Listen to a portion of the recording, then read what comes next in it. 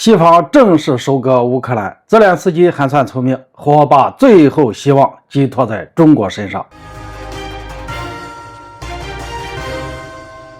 大家好，我是肖映华。近日，国际货币基金组织正式宣布，称该组织工作人员已经和乌克兰方面达成一项贷款协议，金额为156亿美元。有消息显示，这是国际货币基金组织第一次向处于战争状态的国家提供贷款。虽然这可能是俄乌冲突爆发以后乌克兰获得的最大一笔资金支持，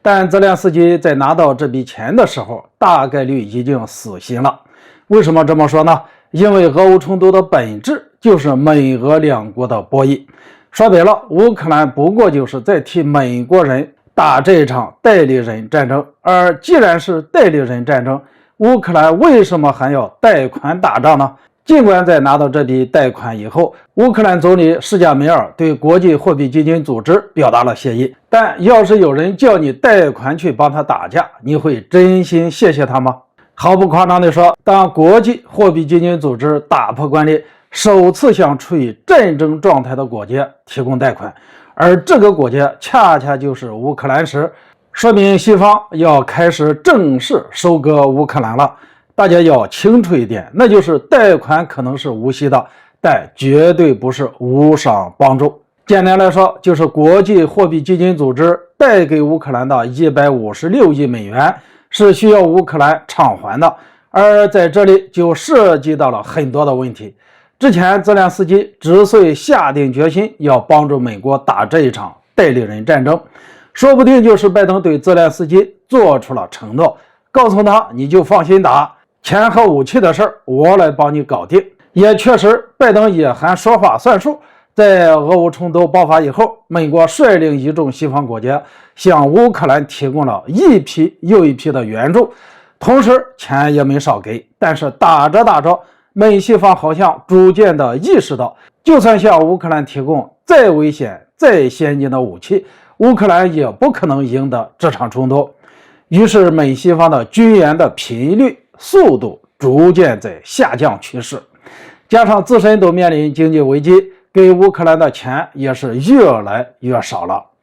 众所周知，打仗就是烧钱，一旦资金断裂，乌克兰的失败就是铁板钉钉子了。但若要叫美西方再掏钱援助乌克兰打下去，也是不现实的。那么有没有一个两全其美的办法？一方面让乌克兰继续来打下去，继续消耗俄罗斯的国力，另一方面又不需要美西方掏钱，在背后援助乌克兰。这不，国际货币基金组织向乌克兰提供贷款，目前来说可能就是最好的办法了。只不过这个办法对于美西方来说是个好办法，但对乌克兰而言却是一个坏消息。毕竟俄乌打到现在，乌克兰国内被打成了一个什么样子，大家心里想必也有个数。在我看来，这156亿美元根本坚持不了几天，而用完这些钱之后，乌克兰可能还要继续贷款。虽然看上去国际货币基金组织确实帮助乌克兰解决了钱的问题，但是乌克兰之后要怎么还这笔钱，大家需要清楚一点。就是贷款给处于战争状态的国家，完全就是不合理的一种现象。